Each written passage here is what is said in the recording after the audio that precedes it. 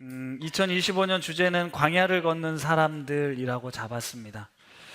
내년을 준비하면서 제 마음에 들었던 처음 마음은 세상을 이기는 믿음의 공동체가 한번 멋지게 되면 좋겠다라는 생각이 있었습니다. 좀 세상을 멋지게 이겨내서 좀 자랑할 만한 그런 공동체가 되면 좋겠다, 이런 생각을 했었는데요.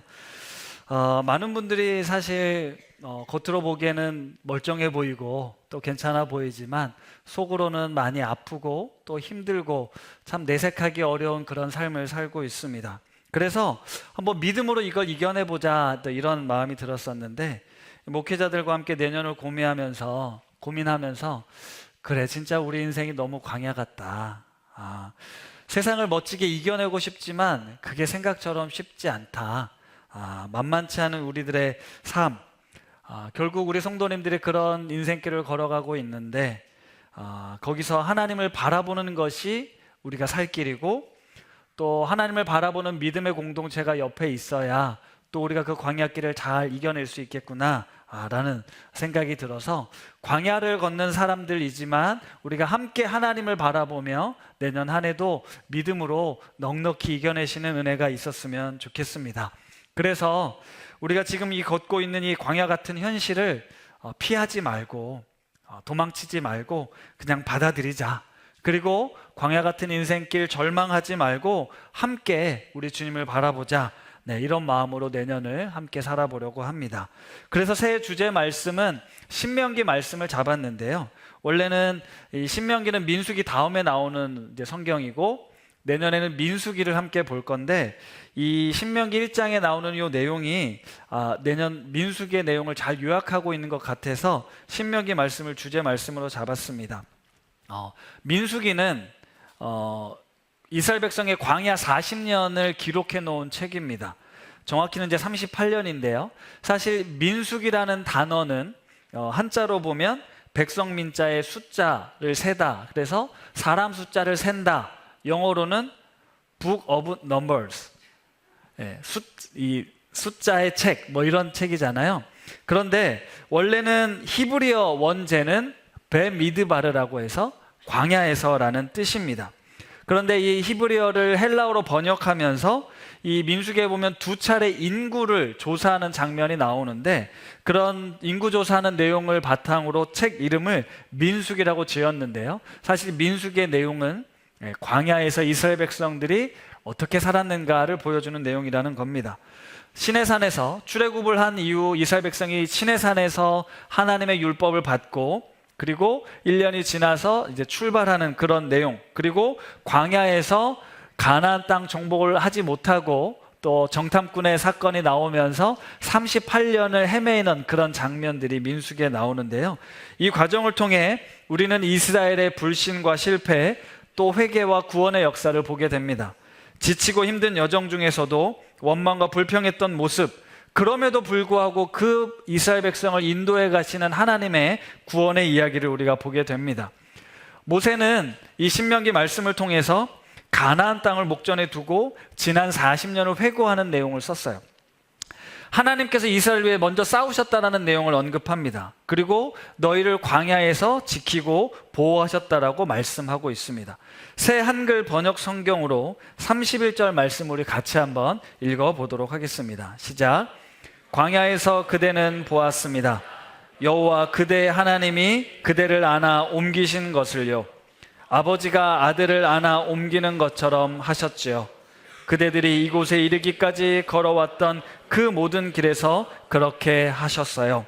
모세가 하나님께서 우리를 안고 이곳까지 이르게 하셨다. 우리가 걸어온 모든 길에서 하나님이 인도해 주셨다. 하나님의 은혜를 고백하고 있습니다. 올해가 우리 높은 뜻 우신교회 분립한 지 5년째 되는 해입니다. 만으로 5년이 지났습니다. 설교를 준비하면서 분립 전 때가 떠올랐어요. 분립을 앞두고 이런저런 걱정도 많고 근심도 많았습니다. 교회가 분립을 한다는 건 매우 뜻깊은 일이고 하나님이 기뻐하시는 일이 맞지만 현실적인 고민들이 정말 많았습니다. 특히 재정적인 부분이 컸어요. 그러나 이미 시작한 1년 만에 문을 닫더라도 한번 해보자 라고 도전을 했었는데요. 그렇게 벌써 5년이라는 시간이 지나왔습니다. 그 과정에 참 많은 에피소드들이 있었는데 우리는 이렇게 고백합니다. 하나님께서 하셨다라고 말이죠. 그래서 우리 오늘 성도님들께 몇 가지 장면을 좀 보여드리겠습니다. 먼저는 우리 교회 로고인데요. 로고가 탄생하는 과정에 여러 가지 로고들이 있었거든요. 한번 좀 보여주시겠습니까? 네, 이렇게 생긴 로고도 있었어요. 십자가가 이제 겹쳐지는 그런 로고가 있었고, 뭐 익투스와 우신이 합쳐진 로고도 있었고, 다음 페이지요. 네, 이렇게 생긴 건물의 형태가 아니라 성도가 서로 연결되어 있는 형태, 뭐 이런 로고도 있었고, 아마 처음 보신 분들, 우리 교직원들도 아마 못 보셨던 걸 텐데, 네, 높은 듯 우신 게 이런 로고가 있었는데요. 우리가 잘 아는 로고는 다음과 같습니다. 2번 로고였는데요. 2번 로고가 어떤 의미냐면 하나님의 마음에서 나온 눈물과 씨앗, 싹을 표현하고 있습니다. 우리가 저 로고를 선택한 순간 우리의 운명은 울 수밖에 없는 운명이었다는 거죠. 눈물 위에 싹이 나고 씨를 뿌리는 그런 교회다. 이렇게 된 것 같습니다. 그땐 몰랐죠. 우리가 저 로고를 선택하는 순간 이렇게 됐다라는 겁니다. 이렇게 하나님께서 하시는 일이었구나라는 생각이 들었고요. 2020년 1월 5일 드디어 첫 예배가 드려졌습니다. 우리 첫 예배 스케치 한번 보도록 하겠습니다.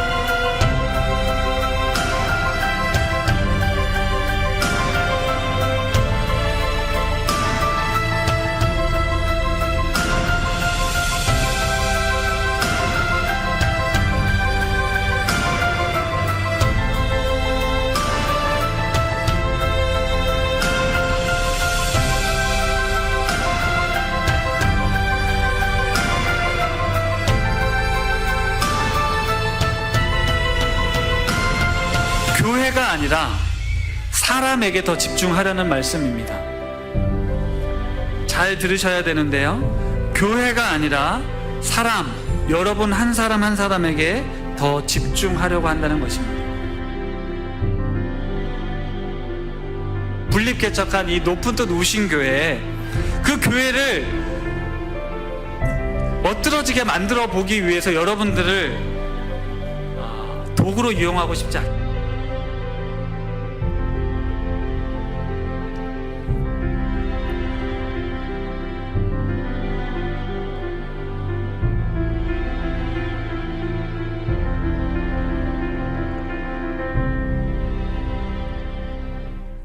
이게 첫 예배 스케치였는데요. 저는 이미 한번 보고 울었기 때문에 오늘은 울지는 않습니다. 첫 마음, 그게 생각이 났습니다. 그리고 이렇게 온 것이 정말 하나님의 큰 은혜구나. 그리고 2월 첫 주부터 유튜브 송출, 생중계가 송출이 됐습니다. 이때까지만 해도 우리가 코로나로 2년 반 문을 닫을 줄 몰랐습니다. 참 미디어 부원들이 그때 기가 막히게 이런 대비를 해줄 수 있었던 것, 음향이나 영상에 이런 은사가 있었던 분들이 계셔서 정말 너무너무 감사하다 생각이 되는데요. 지금까지도 너무 많은 수고를 해주시는 미디어 부원들입니다.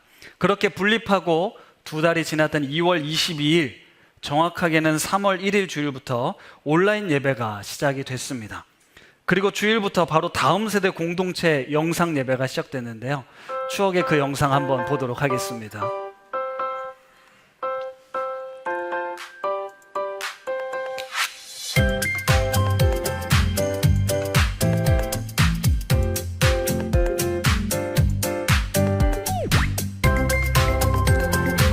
매주 이 음악을 들었었는데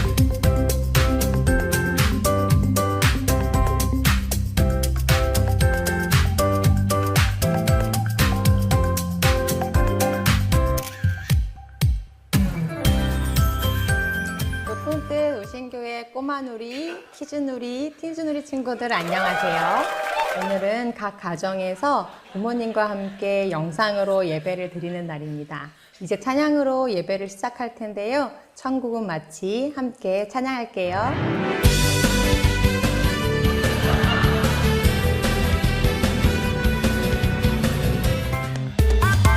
가나홀 장치에 포도주가 떨어졌네. 어떻게 예수님 말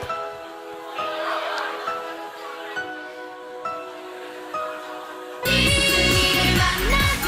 내일은 마시죠. 예수 햇살이 날 비춰주듯이 주님의 사랑이 오늘도 나를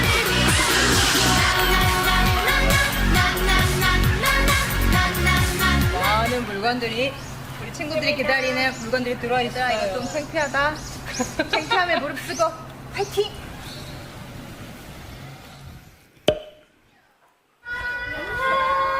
배터리카를 갖고 왔어? 하루나 너왜 이렇게 말랐어?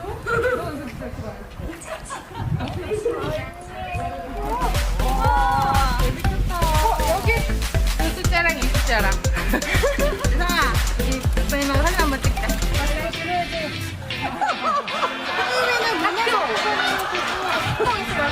야구공 비슷해. 야구공 지금 많아. 그렇지. 이거 고삐 진짜 고삐 진짜 뭐냐? 먹는 색 중. 하민이도 그거 할 거야? 이거 나 꼴찌 할까? 아, 좋은 생각이네. 매크로 꼴찌잖아. 아, 꼴찌면 내가 만든 걸로 해야지. 아까 그 파란 거 제일 안 날아가던데? 꼴찌.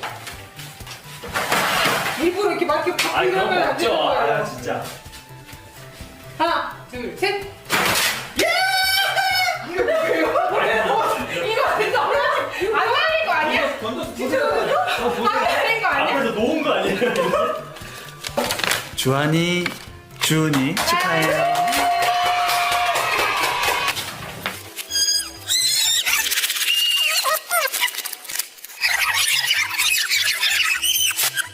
셋. 이거 뭐예요? 이거 안 둘, 셋. 이거 뭐예요? 안 말린 거 아니야? 던져서 안 말린 거 아니야? 앞에서 놓은 거 아니야? 네, 이렇게 놀았었습니다. 처음에 그 어설펐던 시작이 점점 세련돼져 갔는데요. 다음 세대 예배를 위해서 어떻게 영상을 찍을지, 어떤 아이템을 만들지를 그때는 참 재밌게 야근도 많이 하면서 보냈던 것 같습니다. 창세기를 하면선 질문과 대답의 GQ 시간도 있었고, 찾아가는 우팡맨, 마켓 소쿠리, 이런 것들, 트레이너, 뭐였죠? 트렁크에 넣어뒀스, 이러면서 코로나 시기에 참 감사하게, 고생도 많이 했지만 즐겁게 보낼 수 있었습니다. 이후에는 이렇게 영상으로 송구 영신 예배도 드리고 고난주간 저녁 기도도 하고 그 이후로 중보 기도도 맘 스프레이도 수요 성경 공부도 이런 줌과 유튜브를 통한 모임들이 많아졌습니다. 우리는 코로나를 잘 이겨냈습니다. 이것도 생각해 보면 사실 당연한 게 아니라 기적 같은 일이었던 것 같아요. 교직원들 수가 너무 많았죠.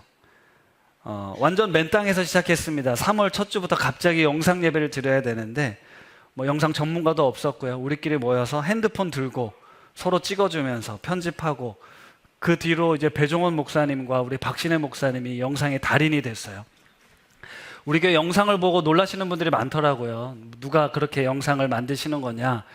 대단한 전문가가 있는 줄 알았더니 우리 배종원 목사님하고 우리 심지어 박신혜 목사님은 컴퓨터를 이용하지도 않고 핸드폰을 가지고 저 많은 영상들을 만들어내는 기적을 연출하셨습니다. 뿐만 아니라 코로나 중에도 흔들리지 않을 수 있었던 것은 그 어려움의 자리에서도 믿음을 지켜주셨던 성도님들 덕분입니다. 그렇게 보낸 시간이 2022년 하반기까지였습니다. 정말 코로나는 예상치 못한 어려움이었는데 그 2년 반을 견뎌냈는데요. 2022년 하반기부터 다시 일부 예배가 시작이 됐어요. 제가 이번에 5년을 회고하면서 정말 감사했던 몇몇 분들, 사실 이분들은 되게 쑥스럽겠지만 언급해드리고 싶은 분들이 있습니다. 우리 이신호 집사님, 이신호 집사님이 우리 매주 영상을 하면 저 아까 유튜브의 모든 자료들을 집사님이 직접 편집해 주시고 올려주시고 아직까지도 그 수고를 아끼지 않고 계셔 주시고 있고요. 또 우리 아까 중창단 지휘도 하시고 반주도 해주신 우리 김영숙 권사님 5년을 뭐 아시는 분들 계시겠지만 집은 저 하남입니다. 하남에서 매주 오셔서 예배를 섬겨주시는, 반주로 섬겨주시는 귀한 분들이었고요. 오늘 몸이 안 좋으셔서 교회를 못 오셨지만 우리 우신고 교장 선생님이신 김영태 장로님, 코로나 기간에도 변함없이 언제나 그 자리에서 교회를 위해 수고해 주셨던 분들인데, 뭐 여러분들 많은 분들이 있지만 특별히 수고해 주신 분들께 좀 감사의 박수 한번 해드리면 좋겠다 싶은 마음입니다. 그리고 아까도 말씀드린 것처럼 우리 이 자리를 지킬 수 있었던 것은 우리 성도님들 덕분이었기 때문에 우리 옆에 계신 분들께도 다시 한번 감사의 격려의 박수 한번 해주시면 좋겠습니다. 사실 그렇게 코로나가 끝나고 다시 모임을 시작한 지는 이제 2년 반 된 겁니다. 어떻게 보면 높은 뜻 우신교회가 사실 어떻게 될까 모르던 그때, 그리고 코로나라는 전혀 예상치 못한 언제 끝날지 모르는 그 시절을 우리는 지나왔습니다. 사실 돌이켜보면 그때는 막막했고 답답했고 힘겨웠지만 거기엔 또 하나님의 뜻이 있었던 것 같습니다. 만약 우리가 분립하자마자 이렇게 몰려오는 성도님들을 케어하고 돌아보는 데 있어서 만약에 코로나가 없었다면 우리는 쉼 없이 달렸을 것이고 멈추지 못했을 것이고 아마 많이 지쳤을 것 같습니다. 그러나 그 시기의 멈춤을 통해서 우리가 이전 교회에서 열심히 사역해왔던 우리들이 좀 쉴 수 있었고요. 또 숨을 쉴 수도 있었고요. 또 목회를 돌아볼 수 있게 되었고 우리의 필요들을 돌아볼 수 있게 되었던 것 같습니다. 돌아보면 정말 하나님께서 하셨구나, 그런 마음을 지울 수가 없다라는 것입니다. 그리고 5년이 지난 지금 우리 교회는 이렇게 하나님 보시기에 귀하고 아름다운 모습으로 성장하게 된 것 같습니다. 이렇게 주신 하나님의 은혜를 우리는 잊지 않고 지난주에도 말씀드렸던 것처럼 우리가 하나님께서 은혜로 주신 것들을 놓치지 않고 지금 우리가 이 자리에 있음이 얼마나 복된 일인가를 늘 기억하시고 살았으면 좋겠습니다. 곧 카운트다운이 되는 것 같으니까 우리가 새해 인사하고 계속 말씀 이어가도록 하겠습니다. 외쳐볼까요? 5, 4, 3, 2, 1. 해피 뉴 이어. 새해 복 많이 받으십시오. 우리 옆에 분들과 인사하겠습니다. 새해 복 많이 받으십시오. 네, 올해도 건강하시고 행복하십시오. 네. 이게 뭐라고 되게 기분이 좋네요. 별로 지나가는 거였는데. 네. 어쨌든 새해가 됐습니다. 어렵고 힘들었던 또 아팠던 기억들을 지나고 새해에는 활기차고 밝은 일들이 우리 성도님들 가운데 가득하기를 바랍니다. 네, 어쨌든 말씀을 이어가면요, 하나님께서 지금까지 인도해 오셨다라고 우리는 고백합니다. 고백할 수 있습니다. 그런데 오늘 이 본문 말씀에서 제가 의아하게 생각하는 구절이 하나 있었는데요, 32절입니다. 같이 한번 읽어볼까요? 이 일에 너희가 너희의 하나님 여호와를 믿지 아니하였도다. 모세의 설교 중에 찬물을 확 끼얹는 듯한 말씀입니다. 애굽에서 이스라엘 백성을 건져내시고 기적 같은 방법으로 구원하신 하나님, 광야에서 만나와 메추라기로 먹이시고 반석에서 물이 솟아나게 하시고 적들로부터 지켜주시고 전쟁에서 이긴 하나님, 그들이 경험했는데 지금 모세는 이스라엘 백성들에게 너희들이 이런 일이 있었음에도 불구하고 하나님 여호와를 믿지 않았다, 그렇게 책망하고 있다라는 겁니다. 모세의 설교를 잘 듣다가 우리 은혜의 하나님을 기억하다가 망치로 한 방 맞는 듯한 느낌이었을 겁니다. 그리고 33절에 다시 한번 하나님이 어떤 분이신지를 설명하고 있는데요, 다시 읽어볼까요? 그는 너희보다 먼저 그 길을 가시며 장막 칠 곳을 찾으시고 밤에는 불로 낮에는 구름으로 너희가 갈 길을 지시하신 자이시니라. 아멘. 이상하죠? 하나님도 아셨어요. 너희들이 나를 믿지 않는다는 걸 아셨지만 하나님은 그럼에도 불구하고 나는 너희보다 먼저 너희 앞길을 가고 있고 불로 구름으로 너를 인도하고 너희 갈 길을 지시했다라고 말씀하고 있습니다. 우리가 하나님을 믿지 않는데 하나님은 여전히 그 일을 하고 계신다라는 겁니다. 우리는 조금 전 우리 교회 이야기를 들어서 또 여러분의 삶을 돌아보면 하나님께서 우리 삶을 어떻게 인도해 오셨는지 알고 있습니다. 그리고 나는 생각하지 못했지만 하나님께서 앞서 그것들을 준비해 놓으셨고 우리가 장막 칠 곳을 찾으셨고 불과 구름으로 우리의 길을 인도하셨다는 믿습니다. 하지만 오늘이라는 현실을 살아가는 우리들은 늘 믿지 못할 때가 많습니다. 불신앙 가운데 있을 때가 있어요. 너희가 하나님 여호와를 믿지 않았다라는 말씀에 부인하지 못합니다. 그냥 공감할 수밖에 없는 우리의 믿음 없음에 한탄하고 너무 죄송하고 가슴 아플 따름입니다. 이것이 육신을 입고 살아가는 우리들의 모습이라는 거예요. 광야와 같은 인생에서 보여질 수밖에 없는 우리의 실존이라는 겁니다. 제가 작년 송고 영신예배 때 그 설교를 찾아봤어요.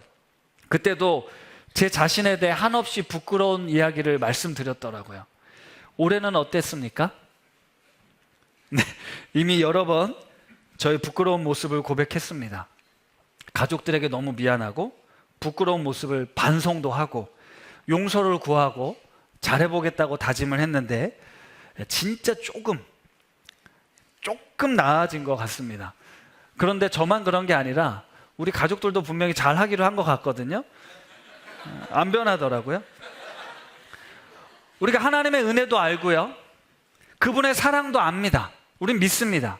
그리고 나의 연약함도 우리는 인정합니다. 나의 부족함도 나의 부끄러움도 알기 때문에 하나님을 의지하려고 어떻게든 주님을 의지해 보려고 하는데 또 넘어집니다. 또 실패합니다. 여전히 내 욕심에 이끌리고요, 나의 본성과 나의 감정에 우리는 휘둘립니다. 어쨌든 저도, 목사인 저도 갈 길이 멉니다. 저에게 소망이 없다는 걸 저는 너무 잘 압니다. 저에게 소망이 없다는 걸 알기에 저 자신을 믿을 수 없습니다. 여러분 놀라지 마십시오. 목사인 저도 여전히 하나님을 믿지 못할 때가 많이 있습니다. 믿는다고, 믿음이 좋다고, 믿음이 있다고 착각하고 있을 뿐 저는 믿음이 없습니다.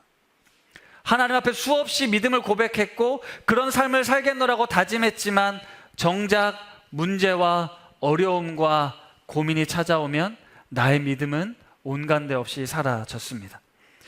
여러분들의 믿음은 자신 있으신가요?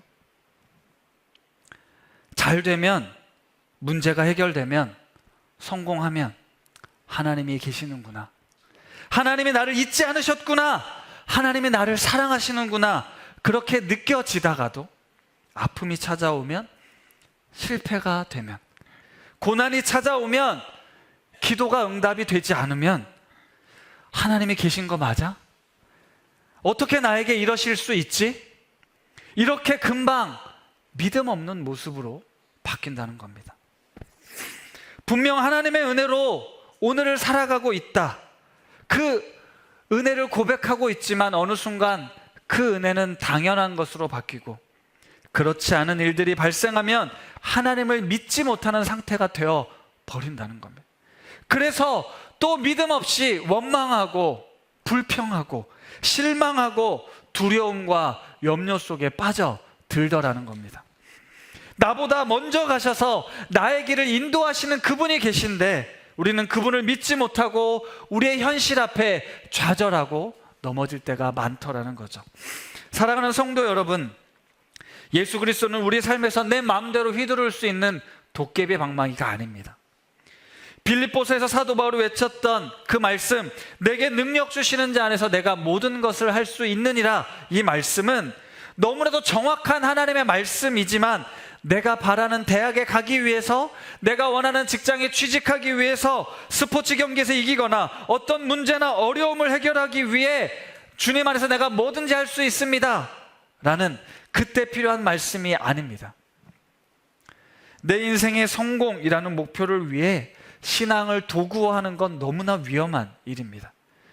따라서 오늘의 말씀, 이 빌립보서 말씀은 반드시 앞부분의 구절과 함께 이해해야 하는데요, 빌립보서 4장 11절과 12절입니다. 같이 읽겠습니다. 어떠한 형편에든지 나는 자족하기를 배웠노니 나는 비천에 처할 줄도 알고 풍부에 처할 줄도 알고 모든 일 곧 배부름과 배고픔과 풍부와 궁핍에도 처할 줄 비결을 배웠노라. 아멘. 내가 주님 안에서, 내게 능력 주신 자 안에서 모든 것을 할 수 있다. 그게 무슨 말입니까? 내가 어떤 상황에 처해도 어떤 형편에 있어도 나는 일체의 비결을 배웠다, 나는 자족의 비결을 배웠다라는 말씀이었습니다. 새번역 성경은요, 이 일체의 비결을 뭐라고 번역하냐면 어떤 경우에도 적응할 수 있는 비결이라고 번역을 했고요, 메시지 성경에는 이 일체의 비결을 어떤 상황에서도 행복할 수 있다라고 번역을 했습니다. 이 말씀은 무슨 뜻이냐면, 우리가 내게 능력 주시는 자 안에서 내가 어떤 상황과 형편에 처할지라도 나는 행복할 수 있다, 나는 어떤 상황에도 적응할 수 있다라는 뜻이라는 겁니다. 우리가 비록 광야를 걷고 있지만, 우리가 비록 척박한 환경을 걸어가고 있지만, 우리는 어떤 상황에서도 내게 능력 주시는 자 안에서 우리는 행복할 수 있다, 적응할 수 있다라는 뜻이라는 겁니다. 하나님이 지금까지도 지켜 보호하셨고 앞으로도 우리의 길을 인도하실 것을 믿기에 우리는 어떤 상황에서도 두려워하지 않고 놀라지 않고 우리 주님을 바라보며 적응할 수 있다라는 것이죠. 하나님께서 우리에게 주시고자 하는 생명이 바로 이런 생명입니다. 요한복음 10장 10절에 있는 이 말씀 우리 같이 읽겠습니다. 내가 온 것은 양으로 생명을 얻게 하고 더 풍성히 얻게 하려는 것이다. 우리 주님께서 오셔서 주시는 이 생명은 단순한 목숨을 부지하는 생명이 아닙니다. 이 생명은 조회라는 단어를 쓰는데요, 이 조회는 우리를 세상을 이기게 하는 생명입니다. 하나님께서 주시는 생명은 어떻게 하면 잘 먹고 잘 자고 잘 살 수 있을까? 먹고 사는데 걱정 없이 살 수 있을까? 단순히 그런 생명을 뜻하지 않습니다. 조회는 우리가 이 세상을 살아가는 데 있어서 어떤 어려움이 있어도, 어떤 고민이 있어도, 아픔이 있어도 나는 결코 흔들리지 않는다, 나는 결코 무너지지 않는다, 나는 결코 절망하지 않는다. 왜냐? 나에겐 예수 그리스도의 생명이 있기 때문에. 이 생명이 바로 조회라는 겁니다. 조회는 이 세상 그 어떤 것으로도 깨뜨릴 수 없고 절망하게 할 수 없고 죽음도 막지 못하는 생명이 바로 조회인데, 우리 주님께서 오셔서 우리에게 주시고자 하는 생명은 바로 이 조회입니다. 제가 살아오면서 평생 잊지 못할 여러 장면들이 있는데요, 그 중에 하나가 2019년 봄에 이스라엘 여행이었습니다. 그 중에 유대 광야에서 그 장면이 참 오랫동안 기억에 남습니다. 이스라엘 여행 중에 시간을 내서 그곳에서 광야를 바라보며 함께 예배하고 찬양하고 기도했던 때가 있습니다.